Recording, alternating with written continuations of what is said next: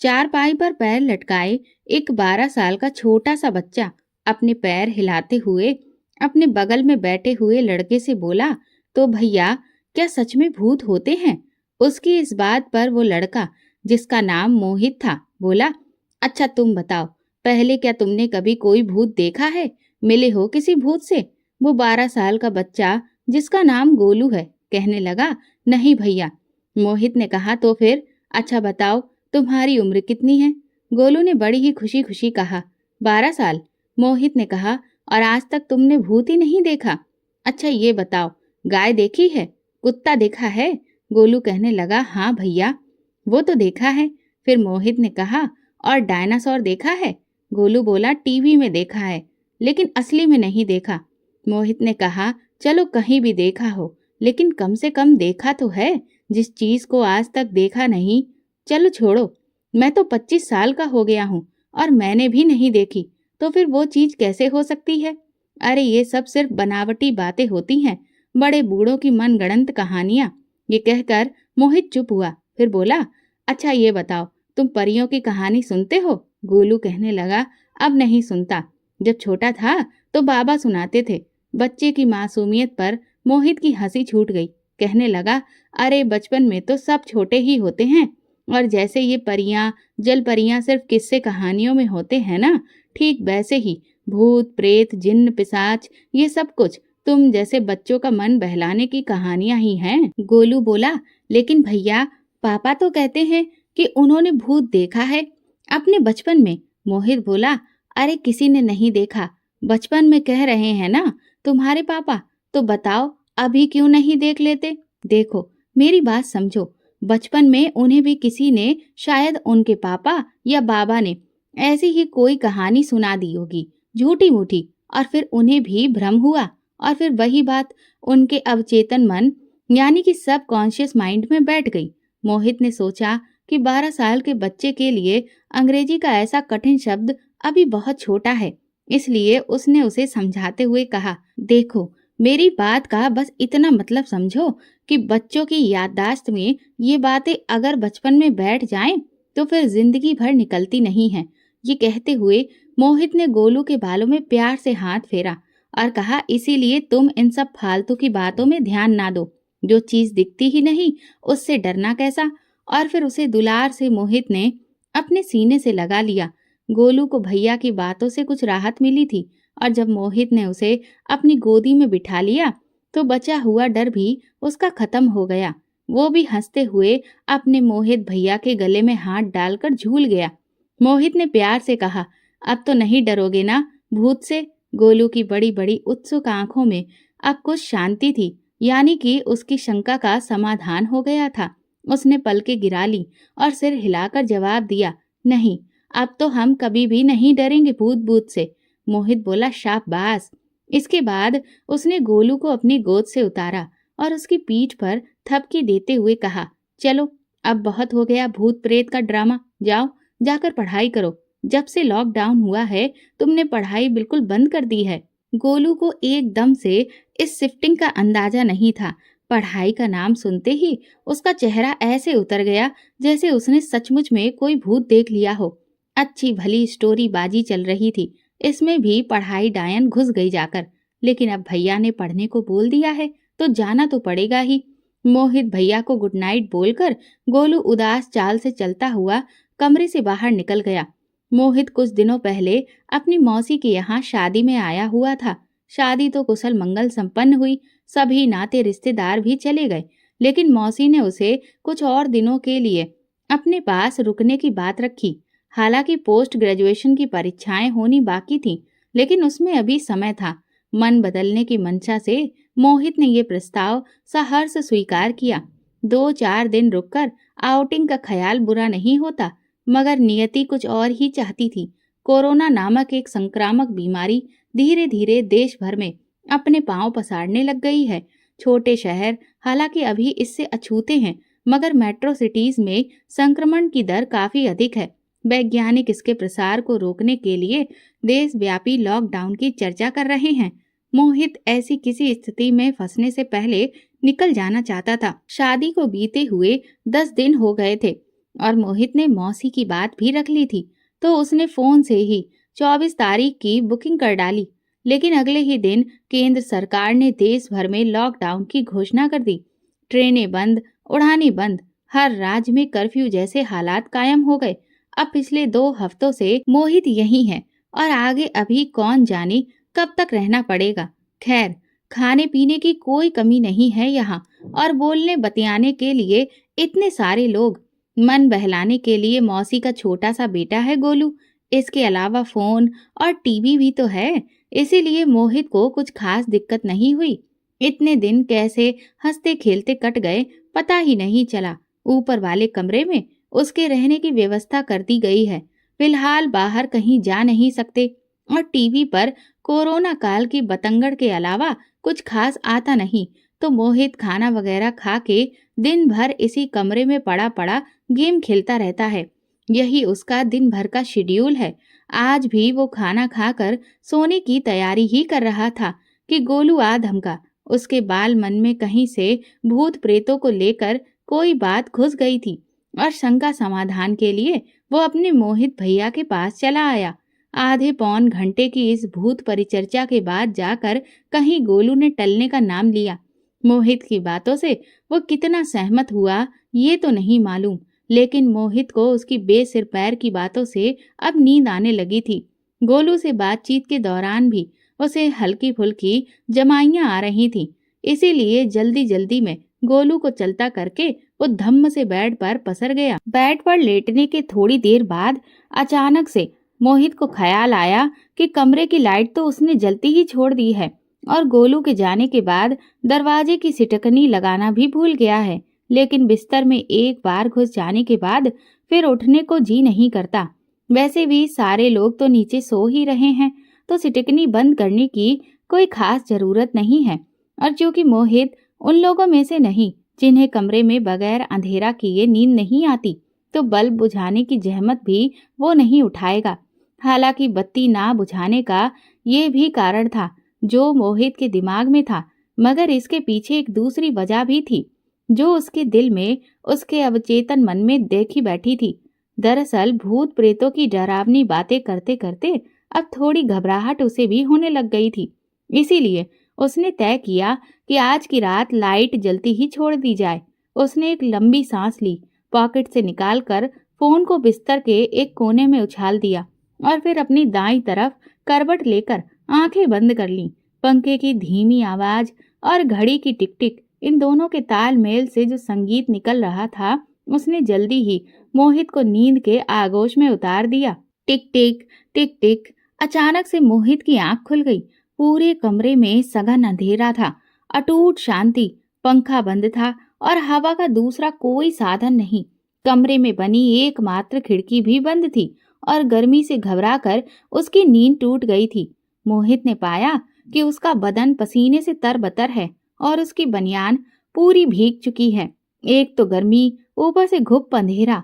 मोहित को बेचैनी सी होने लगी, जैसे कि किसी ने उसे अच्छे खासे हवादार कमरे से उठाकर किसी चिमनी के बाहर लिटा दिया हो। अगर वो यहाँ से अभी के अभी ना निकला तो उसका दम घुट जाएगा। उसने घड़ी की टिक टिक से समय का अनुमान करने की कोशिश की, मगर फिर उसे ध्यान आया कि ये संभव नहीं है। फिर वो अंधेरे में ही घड़ी की सुइयां तलाशने लगा ताकि टाइम देख सके। धत, उसे याद आया कि वो उल्लू भी नहीं है, मोबाइल ढूंढना पड़ेगा। लेकिन उससे क्या फायदा, ये समय देखने का नहीं है। पहले तो खिड़की खोलनी चाहिए जिससे हवा का बंदोबस्त हो सके। लेकिन अंधेरे में जाए कैसे? मोबाइल के टॉर्च से काम बन सकता है। मोहित अंधेरे में ही बिस्तर पर अपना फोन टटोलने लगा जहां वो लेटा था। उसने महसूस किया कि चादर उस जगह पर कुछ नम हो गई है। ये रहा। अंधेरे में थोड़ी देर तक हाथ पांव चलाने के बाद आखिरकार उसने फोन ढूंढ ही लिया। लेकिन ये क्या, फोन तो ऑन ही नहीं हो रहा। अच्छा हाँ, उसे याद आया कि सोने जा रहा था तो फोन की बैटरी लो थी, और अपने आलस के चलते उसने फोन चार्ज में लगाया ही नहीं था। अब तो चार्ज भी नहीं कर सकते। मन महसूस कर फोन को उसने फिर से एक किनारे सरका दिया। खिड़की तो लेकिन कैसे भी करके खोलनी ही पड़ेगी। वो अपनी जगह से खिसकता हुआ बेड के कोने की तरफ बढ़ने लगा उसने दाहिना पैर नीचे रखा। ठंडी फर्श उसके तलवे से टकराई। उसके तलवों में सरसराहट हुई जो उसकी खुली टांगों से होते हुए समूचे बदन में घर कर गई। वो उठा और कुछ अपने स्पर्श से और कुछ अनुमान से खिड़की की तरफ धीरे धीरे बढ़ने लगा। ओह! उसके पैर से कुछ टकराया, चौकी का पाया। मोहित की सिसकी निकल पड़ी। घुटने में हल्की सी चोट लग गई थी। अपना दाहिना हाथ उठाकर वो बाईं तरफ टटोलने लगा। ये वही दीवार है। हाँ, अब एक हाथ की दूरी पर खिड़की बनी है। उसने हाथ बढ़ाया और नाप तोल कर सीधे सिटकनी पर हाथ रखा। अगले ही पल चट की आवाज हुई। मोहित कुछ पीछे की तरफ खिसका और उसने दोनों हाथों के जोर से खिड़की के दोनों पल्ले खोल दिए। हवा का एक तेज झोंका उसके शरीर से टकराया। आह! बाहर तो मौसम बड़ा अच्छा है, लेकिन हवा में एक अजीब सी गंध भी थी। ना अच्छी, ना बुरी, बस एक अजीबो-गरीब गंध। बाहर सड़क पर कचरा वगैरह डालकर चले जाते हैं, वहीं से आ रही है शायद। लेकिन बात सिर्फ इतनी सी नहीं थी। मोहित को दिशा भ्रम हो रहा था। दरअसल उसने खिड़की नहीं खोली थी, बल्कि वो दरवाजा खोल दिया था जो पिछले कई सालों से बंद पड़ा था। अगर रोशनी होती तो वो देख पाता कि दरवाजा खोलकर उसने किसे अंदर बुला लिया है। मोहित को हालांकि केवल एक गंध महसूस हुई और उसे लगा कि कुछ उसे छूकर अभी अभी गुजरा है। अपने अनुभव से मोहित इतना भर जान पाया कि ये हवा है, लेकिन उसे तनिक भी संदेह नहीं हुआ कि हवा के हाथ पैर नहीं होते। बदन में ठंडी ठंडी हवा लगते ही पसीना सूखने लगा।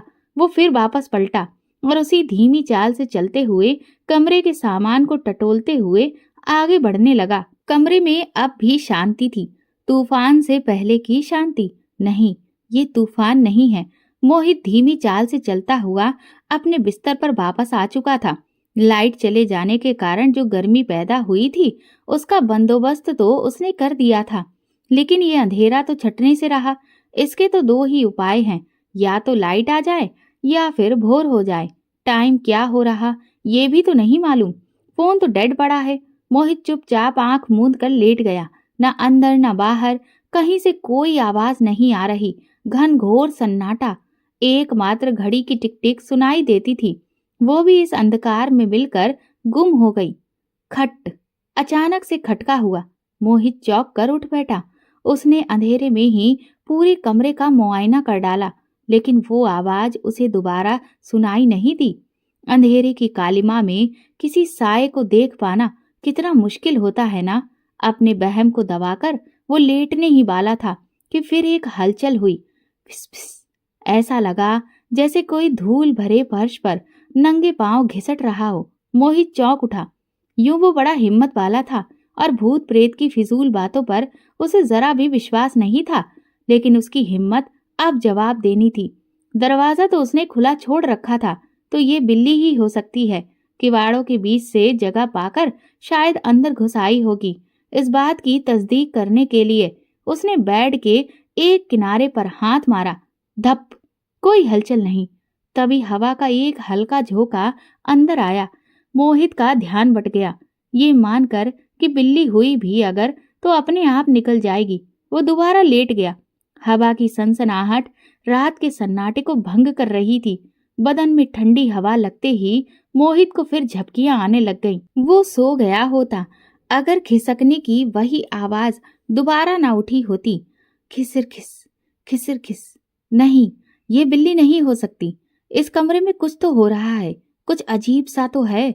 लाइट भी साली आ नहीं रही कि देखा जाए। अब वो अपना आपा खोने लगा था। मिनट दर मिनट उसकी घबराहट बढ़ती ही जा रही थी। भय अब हताशा में बदलने लगी थी। कुछ सोचकर आखिरकार वो बिस्तर से नीचे उतर आया। अंधेरे में हाथ चलाते हुए वो आगे बढ़ रहा था। जाने इस बंद काले कमरे में क्या ढूंढ रहा था, वो क्या देखना चाहता था। एकाएक मोहित के पूरे बदन में झुरझुरी सी समा गई। कोई चीज अभी अभी उसकी दाहिनी बांह को छूकर गुजरी है। नहीं, सिर्फ छूकर नहीं, रगड़ते हुए गई है। मोहित सिर से पैर तक कांप उठा। इस कमरे में अब वो अकेला नहीं है, कुछ और, कोई और भी है इस अंधेरे में। उसका दिमाग सुन्न पड़ चुका था। सोचने समझने की शक्ति क्षीण हो चुकी थी। पसीना टप टप चूने लगा। वो एकदम जड़वत खड़ा है, हिलने की हिम्मत भी नहीं हो रही। अब उसके साथ कभी भी कुछ भी हो सकता है। कौन है?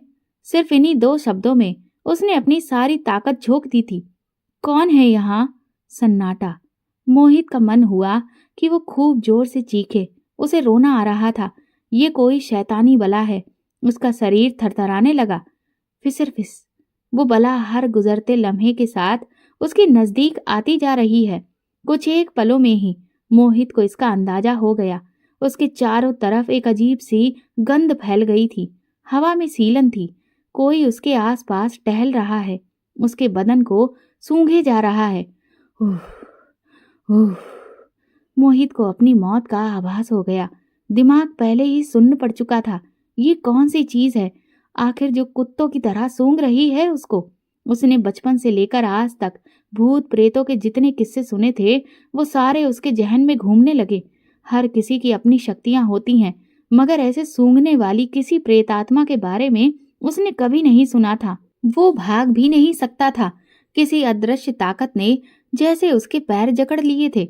अगले ही क्षण उसके जीवन का अंत हो जाएगा। अचानक पसीने से भीगे हुए उसके बदन पर 2 हाथ फिसलने लगे। उसके बदन में एक साथ दर्जनों कांटे पैवस्त हो गए। वो भारी भरकम पंजे इतने खुरदुरे थे जैसे कोई बाघ खरहरा कर रहा हो। अचानक मोहित की बुद्धि खुली। मुझे चीखना चाहिए, मैं खूब जोर से चिल्ला सकता हूँ। वो पूरी ताकत से चीखा, लेकिन व्यर्थ। उसकी चीख ने गले तक आते आते दम तोड़ दिया था। वो अपनी जमीन पर जड़ हो चुका था। रोए खड़े हो गए, आंखों की पुतलियां फैल गईं और आंखें बाहर निकल आने पर तुली थी। रीढ़ में जैसे अनगिनत सुइयां बार बार चुभोई जा रही हों। उसके गिर्द कोई अदृश्य ताकत खड़ी है। उसकी आधी खुली देह पर एक जोड़ी कांटेदार हाथ रेंग रहे हैं। वो गला फाड़ कर चीखना चाहता है, बेतहाशा भागना चाहता है, मगर वो बदनसीब न भाग सकता है न चीख सकता है। उसे जैसे पैरालाइसिस हो गया था। अचानक से हाथों का वो दायरा सिमटने लगा।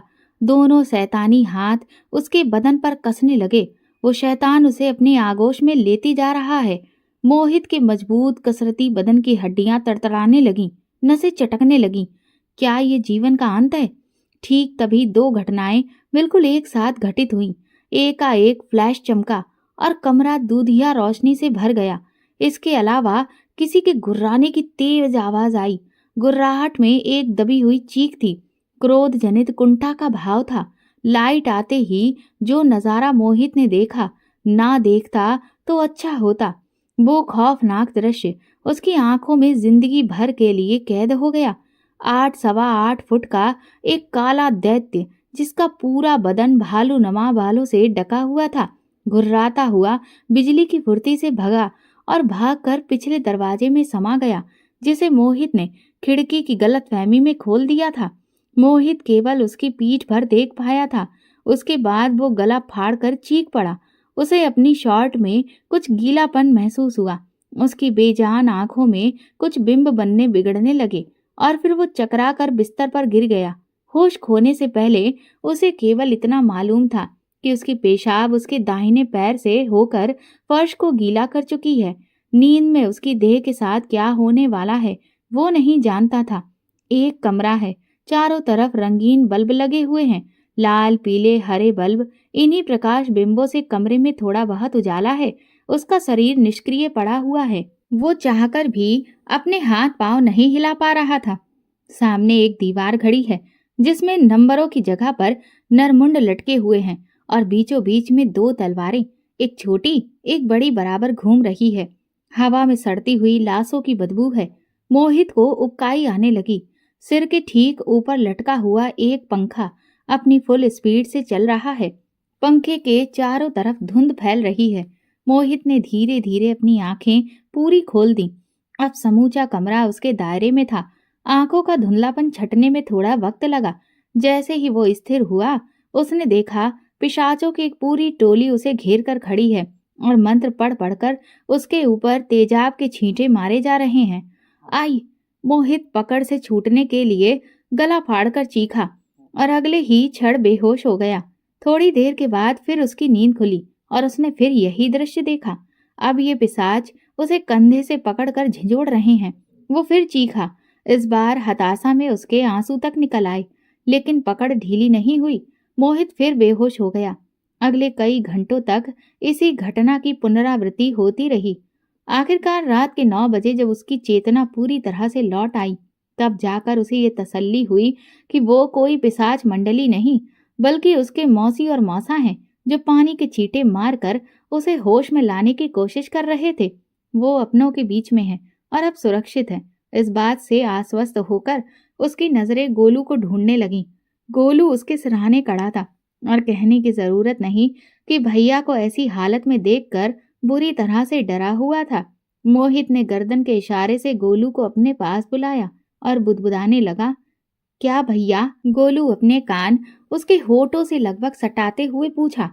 भूत सचमुच होते हैं, इतना ही बोल सका वो और फिर गहरी नींद सो गया।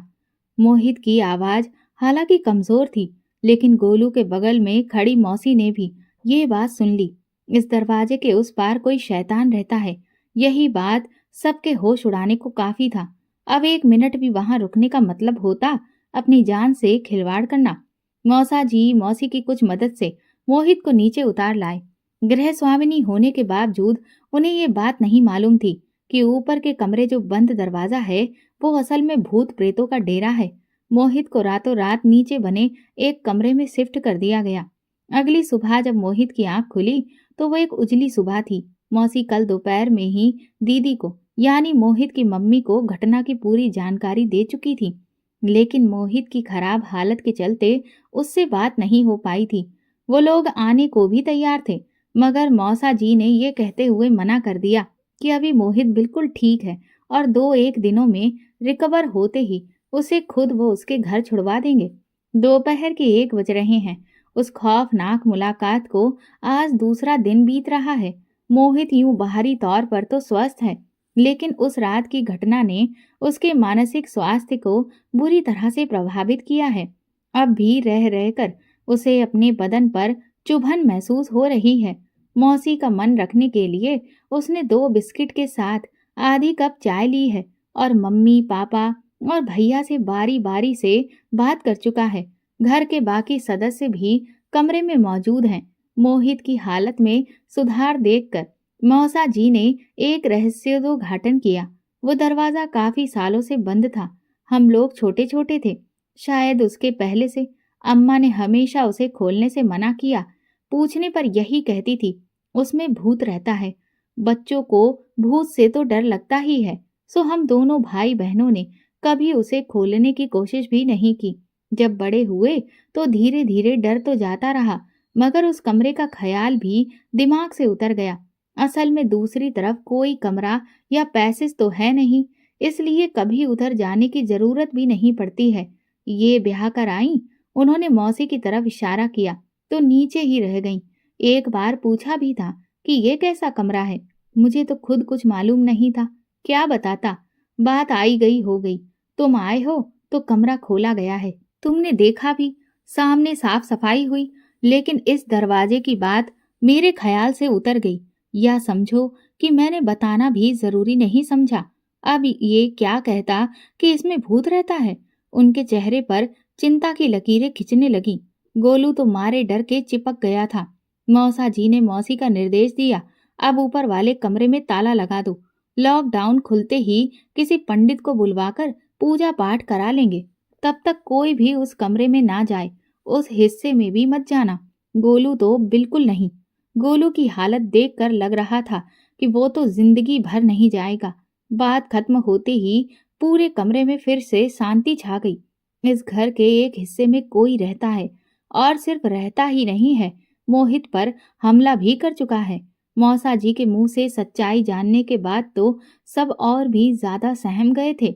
3 दिनों के बाद एक प्राइवेट गाड़ी से मोहित को विदा कर दिया गया।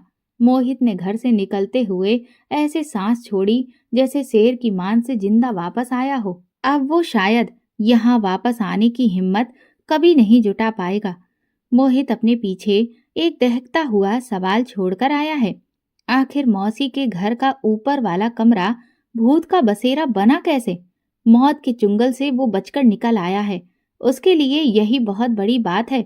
उसे इस रहस्य से पर्दा उठाने में कोई भी दिलचस्पी नहीं है। धूप बत्ती की सुगंध से सुवस्थित एक कमरा, कमरे के ईशान कोण में साधनारत एक वयोवृद्ध व्यक्ति, वृद्ध की उपस्थिति से सृजित आभा मंडल से सहज ही अंदाजा हो जाता है कि ये कोई प्रकांड विद्वान है।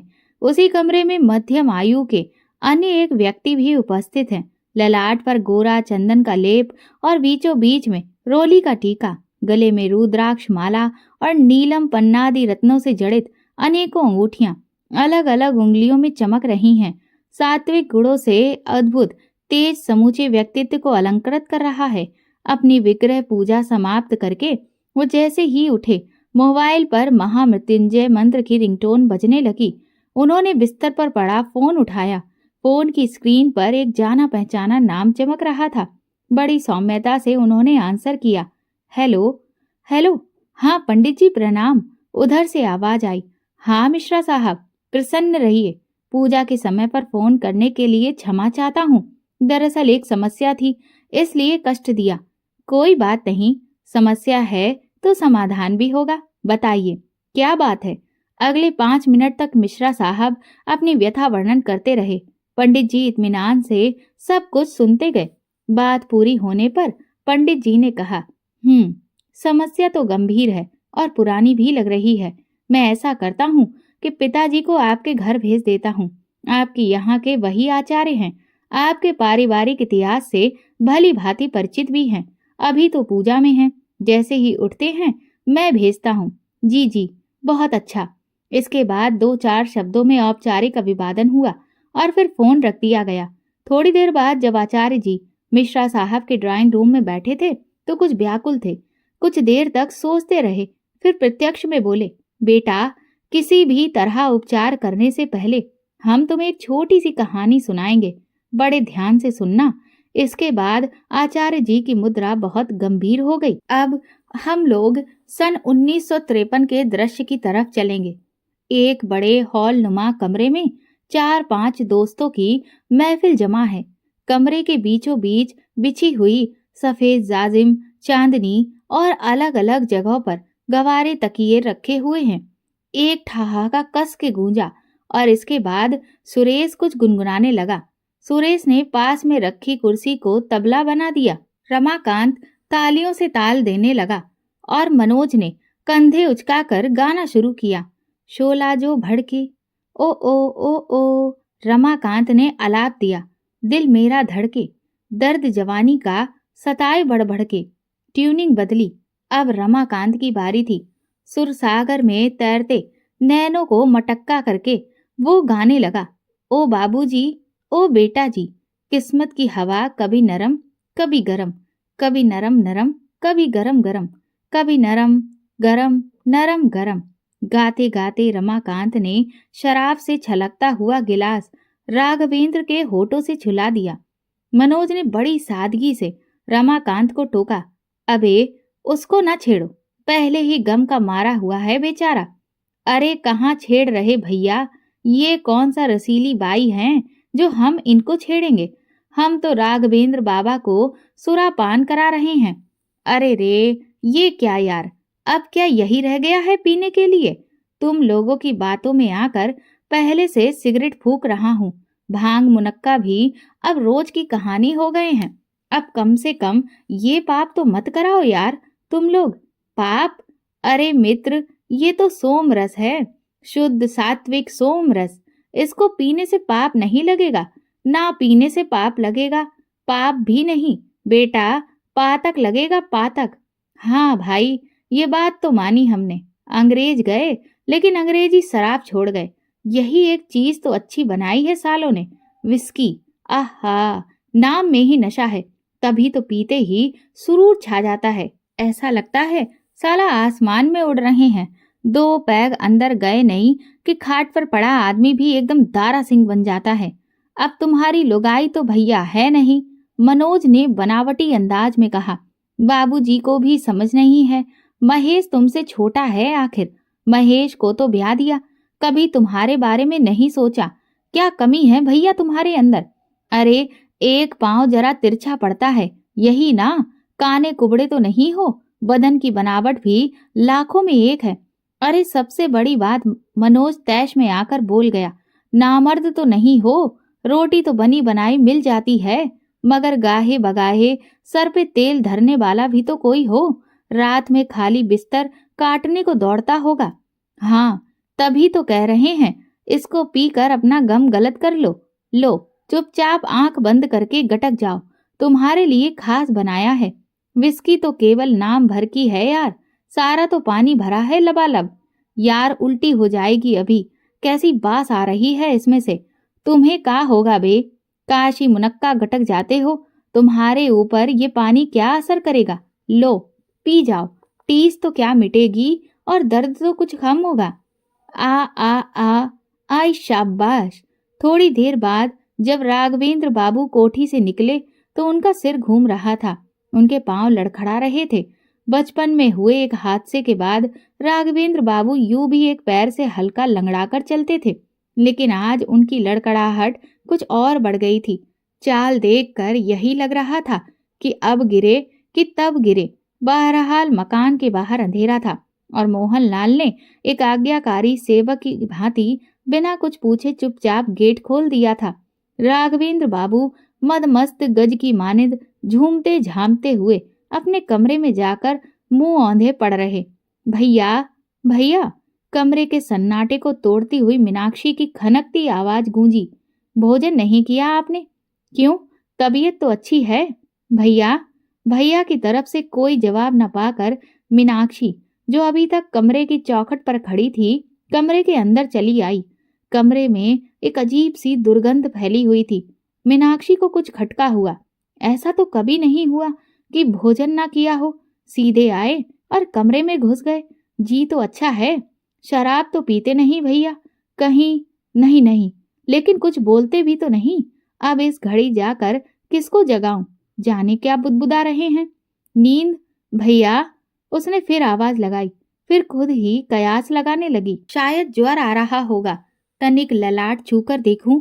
राघवेंद्र बाबू के सर पे तारे नाच रहे थे और पलकें बार बार मुदी जा रही थीं।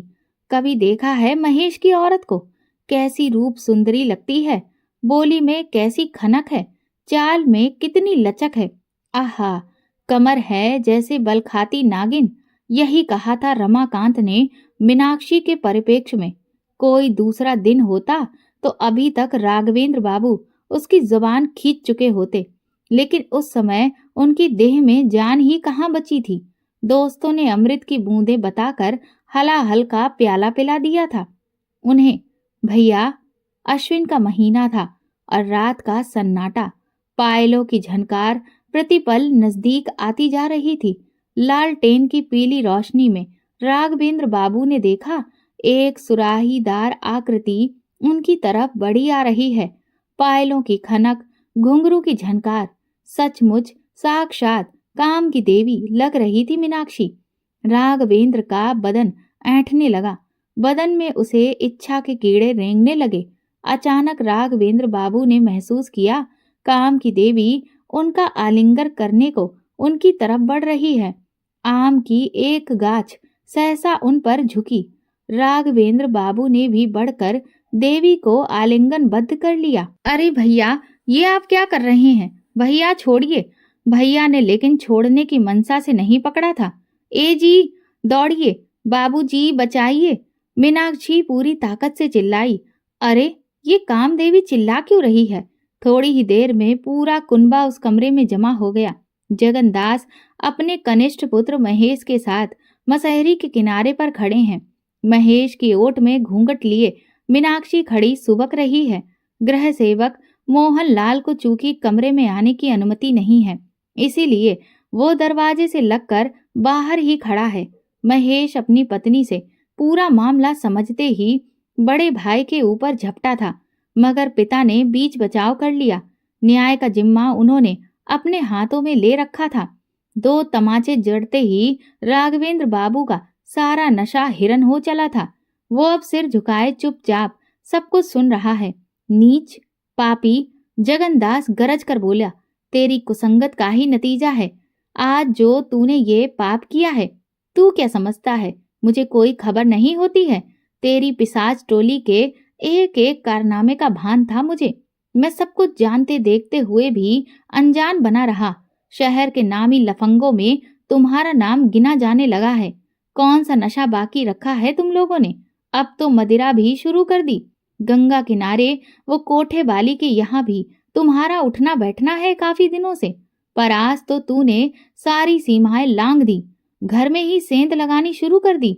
इतना कहकर जगनदास ने एक आह भरी और कुछ नरम पड़कर बोले, मेरी ही गलती है, मुझे पहले ही टोक देना चाहिए था। मैं यही समझता रहा कि अपंग है, लाचार है, दया का पात्र है। सुनीता के जाने के बाद मैंने तुम दोनों ही भाइयों के पालन पोषण में कोई कसर बाकी नहीं रखी। तुम्हें माँ की कमी महसूस ना हो, इसके लिए हाथ खोल कर खर्च किया। तुम बड़े बेटे थे, ऊपर से पराश्रित थे, इसलिए तुम्हारा विशेष ध्यान रखा मैंने। इसी लाड़ प्यार ने तुम्हें बिगाड़ दिया। तू विकलांग था, लेकिन अपने पैरों पर खड़ा हो सके, इसके लिए तेरी शिक्षा दीक्षा में कुछ उठा के नहीं रखा। पर आज मैंने जान लिया कि शारीरिक विकलांगता से कहीं बुरी चीज होती है मानसिक विकलांगता, क्योंकि शारीरिक रूप से विकलांग व्यक्ति तो केवल अपना अहित कर सकता है, पर मानसिक विकलांग तो अपने घर, परिवार, पूरे समाज के लिए खतरा होता है। तू मन में यही समझता होगा कि जेठ होने पर भी मैंने तेरा विवाह क्यों नहीं किया, क्योंकि तू केवल अशक्त ही नहीं बल्कि अयोग्य भी है। तुझे किसी बेचारी अबला के सिर बांधकर मैं अपने माथे पर कलंक कैसे लेता? बहू, ससुर ने घूमकर मीनाक्षी को लक्ष्य किया और लगभग हाथ जोड़कर बोले, तुमसे तो मैं किस मुंह से क्षमा मांगू? सास के ना होने के बावजूद तुमने जिस ढंग से इस घर को संभाला है, उसकी जितनी प्रशंसा करूं वो कम है। मुझे कभी ये आभास नहीं हुआ कि तुम मेरी बेटी नहीं हो। आज तक ये नौबत कभी नहीं आई, लेकिन आज जो कुछ भी हुआ उसके लिए मैं तुम्हारा अपराधी हूँ। और तो तुमसे क्या कहूँ, बस एक विनती है, यदि मानो तो। मीनाक्षी सिसकी। जगनदास ने इस सिसकी को मौन सहमति समझा। आगे बोले, मुझे पता है कि तुम्हारे लिए ये जो कुछ भी हुआ है वो एक आघात से कम नहीं, और इसका घाव तुम्हारे मानस पटल पर हमेशा बना रहेगा। फिर भी बहू, ये घर की बात अगर घर में रहे तो अच्छा है। नारी क्रोध का सरोवर है तो करुणा का सागर भी है। ससुर की सहानुभूति पाकर मीनाक्षी सुबकने लगी। उसका हृदय लेकिन फिर भी सशंकित है। आज माफ तो कर दूं, लेकिन जो आज हुआ वो फिर नहीं होगा, इसकी क्या गारंटी है? या आज जो नहीं हो सका, जो दुष्कृत्य अधूरा रह गया, कल उसकी परिणीति नहीं होगी, इसका साक्षी कौन होगा?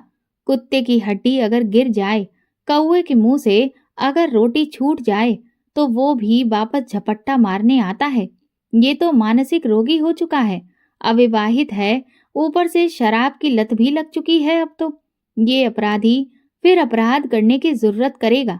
लेकिन मीनाक्षी के मन में जो शंका थी, अगले ही क्षण उसका समाधान बाबूजी ने कर दिया। तेरा अब इस घर में एक पल भी रुकना ठीक नहीं है। अनुज बधू, भगनी सत नारी, सुन सट कन्या सम ये चारी। तूने आज अपनी कन्या समान अनुज वधू पर कुदृष्टि डाली है। इस महापाप का प्रायश्चित तो किसी विधि से संभव ही नहीं है, पर तुझे इस घर से बाहर धकेल कर इसका प्रकोप कुछ कम किया जा सकता है। आज की रात इस घर में तेरी अंतिम रात है। कल का सूरज निकलने से पहले तू इस घर से निकल जाएगा। नहीं गया तो मैं खुद तुझे धक्के मार कर बाहर निकालूंगा, और उस स्थिति में होने वाले अपयश का भागी तू खुद ही होगा।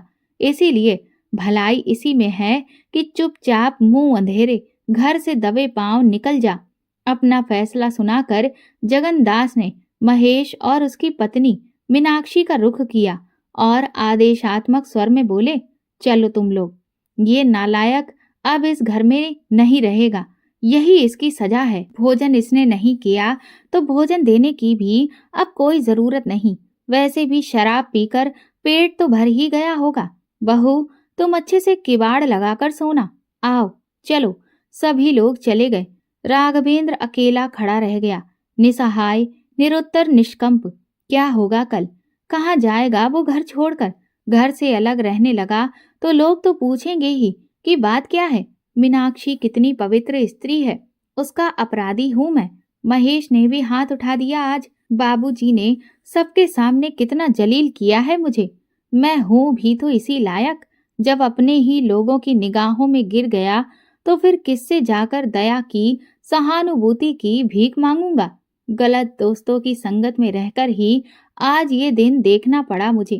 कहने वाले ठीक ही कहते थे, नशा घर का नाश करता है। स्त्री तो घर की लक्ष्मी होती है। मैंने इस घर के आधार स्तंभ को ही ध्वस्त कर दिया है। मैं अब इस घर में तो क्या, इस दुनिया में भी रहने के लायक नहीं बचा। इसके बाद राघवेंद्र अपने कमरे के पीछे खुलने वाली गैलरी में चला गया। भोर में शौचादि से निवृत्त होकर मोहनलाल राघवेंद्र को समझाने के उद्देश्य से जब उसके कमरे में गया तो वो नदारद था। बाहर तो राघवेंद्र बाबू जा नहीं सकते क्योंकि गेट पर वो हरदम तैनात रहता है। उसने जब गैलरी में झांक कर देखा तो राघवेंद्र को सीलिंग से लटकता हुआ पाया, निस्तेज निष्प्राण। अपनी बात खत्म करके आचार्य जी ने अमर की तरफ देखा, जो अभी तक इत्मीनान से पूरे घटनाक्रम को सुन रहे थे। आचार्य जी सोफे पर फैल गए और दाहिना पैर अपने बाएं पैर पर रख लिया। फिर अमर मिश्रा को संबोधित करके बोले, अब तो आप समझ ही गए होंगे पूरी कहानी। जरा बताइए, महेश मिश्रा कौन थे? मेरे दादाजी।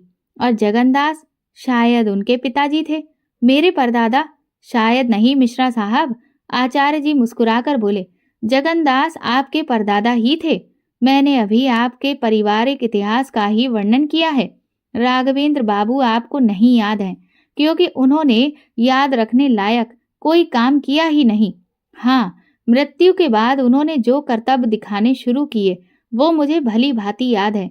वो कमरा वही है जिसमें मोहित ठहरा था और उस कमरे से लगी वो गैलरी भी अभिशप्त थी। इसीलिए उस कमरे का दरवाजा हमेशा बंद रहता था। राघवेंद्र की मौत के बाद चूंकि उसमें कोई जाता नहीं था, सो उसमें ताला लगाकर उसे बंद कर दिया गया। काफी दिनों बाद किसी मेहमान के आने पर ऐसे ही उस कमरे को खोला गया। रात में राघवेंद्र के प्रेत ने उसको उठाकर बिस्तर से नीचे पटक दिया। सुबह होते ही मुझे बुलाया गया। मैं उस समय काशी से नई नई तंत्र विद्या सीख कर आया था। मैंने घर में हवन किया और उस प्रेत को मंत्र शक्ति से उसी गैलरी में बांधकर दरवाजे पर अभिमंत्रित ताला लगा दिया। ये बहुत पुरानी बात है। तुम गोद में खेलते थे उस समय। ताला किसी ने शायद गलती से हटा दिया होगा और फिर यही दरवाजा मोहित ने भूलवश खोल दिया। वो प्रेत अब बाहर आ चुका है। लेकिन आचार्य जी, कमरे पर तो हमने ताला लगा रखा है और कोई अब उधर जाता भी नहीं है। मिश्रा साहब अर्थात मोहित के मौसा जी ने कौतूहल बस पूछ लिया। और आपको लगता है कि प्रेतों को चार दीवारी रोक सकती है? आचार्य जी ने रहस्यमयी ढंग से अपनी बात खत्म की। प्रेत अर्ध अपारदर्शी होते हैं। वो जब चाहें तब अदृश्य हो सकते हैं और जब चाहें तब प्रकट हो सकते हैं। इसीलिए प्रेत बाधा का निवारण बहुत कष्ट साध्य प्रक्रिया है। इसमें विशेष सावधानी की जरूरत पड़ती है। क्योंकि अभी वो प्रेत आजाद घूम रहा है, इसलिए मुझे फिर से उस कमरे को बांधना होगा। उसी कमरे को क्यों? इस बार प्रश्न पूछा था पूनम ने, यानी मोहित की मौसी ने, क्योंकि मौत उसी गलियारी में हुई थी और राघवेंद्र उसी कमरे में रहता था। इसलिए वो कमरा उसे प्रिय हो गया है। वही उसका बास है। मैं शरद पूर्णिमा के दिन उसी कमरे में यंत्र की स्थापना करके उसे वहीं बांध दूंगा। लेकिन ध्यान रहे कि समय बीतने के साथ प्रेतों की शक्तियां प्रबल होती जाती हैं। इस बार खतरा ज्यादा होगा। सहयोग के लिए मैं अपने साथ शशांक को भी रखूंगा और आगे से उस कमरे में कोई ना जाए और ना उस गैलरी में। इसका बंदोबस्त आपको करना पड़ेगा। दीवार चलवा देंगे, झंझट ही खत्म। किसी ने देखा नहीं कि जब ये सारी बातें हो रही थीं तो कोई था जो आचार्य जी के बगल में रखी टेबल पर बैठकर हंस रहा था। अरे अमर बाबू, बड़े सवेरे, आइए बैठिए। अमर को सुबह 7 बजे घर पर देखकर आचार्य जी को बहुत आश्चर्य हुआ था। उन्होंने बिस्तर पर पड़ा तकिया हटाते हुए उनको बैठने का इशारा किया। नहीं आचार्य जी, बैठूंगा नहीं। आपका फोन लग नहीं रहा था। भागता हुआ आ रहा हूँ। हाँ, बड़े परेशान दिख रहे हैं आप। कोई विशेष बात हो गई है क्या? बहुत बड़ी बात हो गई है। घर चलिए, अभी तुरंत। अरे, अच्छा बताइए तो क्या हुआ? आचार्य जी क्षमा चाहता हूँ, अभी कुछ कह सकने की हालत में नहीं हूँ। रास्ते में सब बता दूंगा। अभी तुरंत साथ में चलिए। आइए फिर, कैसे आए हैं? कार लेकर आया हूँ, अमर ने बाहर निकलते हुए कहा। क्या कहें, दिमाग ही काम नहीं कर रहा कुछ। बड़ी दुर्घटना हो गई है घर पर। पूनम अजीबोगरीब हरकतें कर रही है कल रात से ही। डॉक्टर को दिखाकर आ रहे हैं, पर मुझे मामला कुछ और ही लग रहा है। प्रेत बाधा है लग रहा, पर पूजा तो पूर्णिमा को होने ही वाली है। अभी ऐसी क्या आवश्यकता पड़ गई? बैठिए। अमर कार का पिछला दरवाजा खोलते हुए बोला। बताता हूँ। दरअसल गोलू को पड़ोसी के यहाँ पर छोड़कर आया हूँ और पूनम को घर में अकेला बंद कर रखा है, इसीलिए जरा जल्दबाजी है। अच्छा, कोई बात नहीं, समझ सकता हूँ, पर हुआ क्या? मतलब बहू के व्यवहार में कोई परिवर्तन दिख रहा है?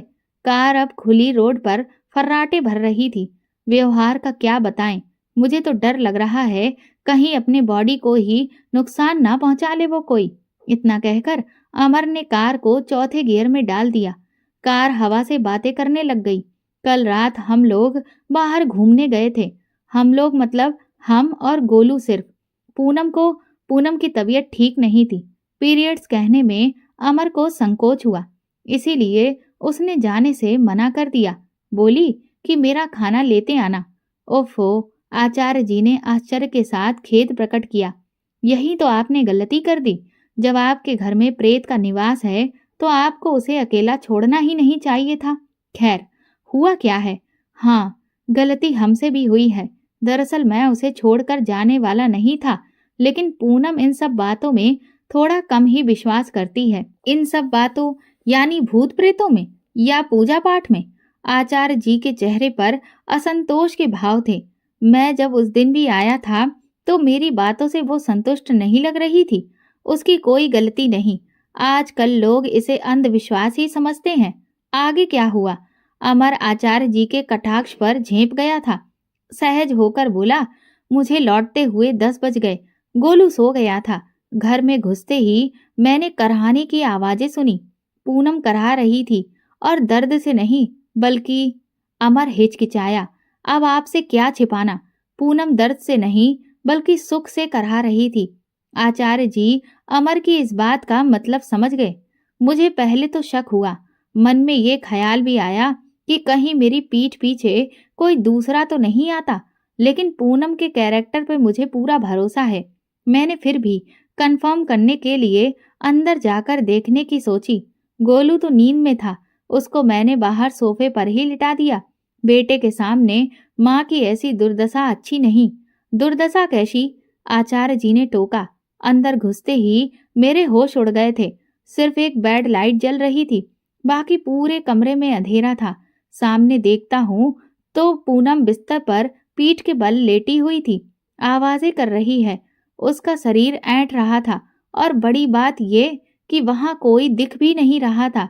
पूनम अकेली ही थी। हाँ हाँ, बस करो, आचार्य जी ने हस्तक्षेप किया।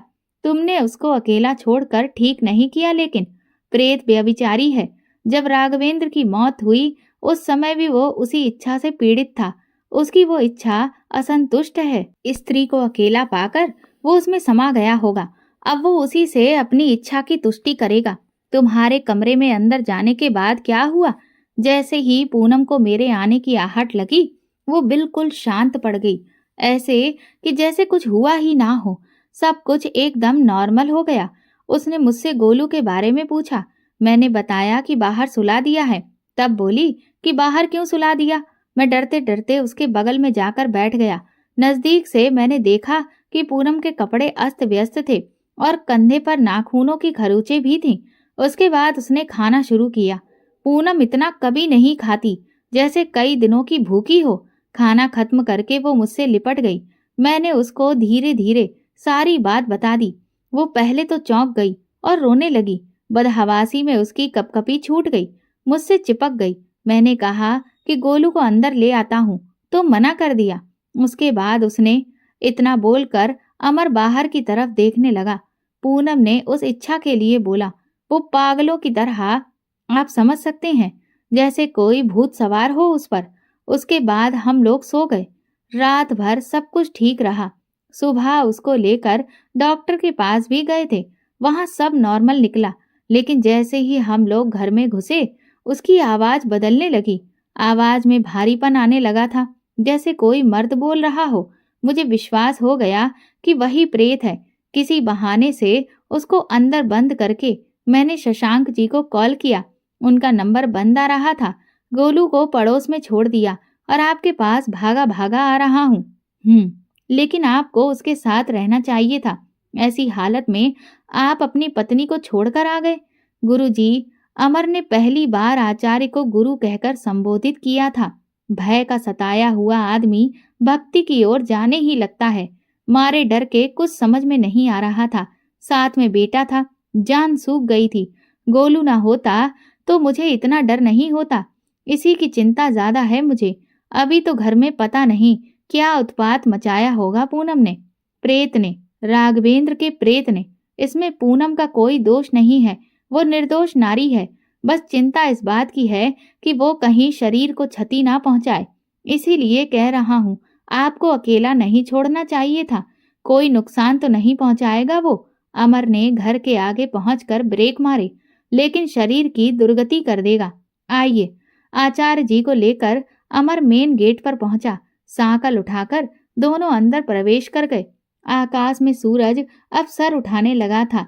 अमर हड़बड़ी में लंबे लंबे डग भर रहा था। आचार्य जी भी अपनी अवस्था के बावजूद अमर के साथ कदम ताल करने का यथासंभव प्रयास कर रहे थे। दरवाजे पर पहुंचकर अमर ने पिछली जेब से चाबी निकाली और एक झटके में दरवाजा खोल दिया। दोस्तों, जितनी देर में अमर गुरु जी को बुलाने गया, उतनी देर में उस प्रेत ने पूनम की क्या हालत की होगी, इसे जानेंगे हम अगले भाग में, जो कि इस चैनल पर कल प्रकाशित किया जाएगा। तो आप बने रहिए इस रोचक कहानी के साथ। और अब तक आपको ये कहानी कैसी लगी, इसके बारे में हमें कमेंट करके ज़रूर बताएं। और इस कहानी को ज़्यादा से ज़्यादा शेयर और लाइक करके मेरे चैनल को सपोर्ट करें। धन्यवाद।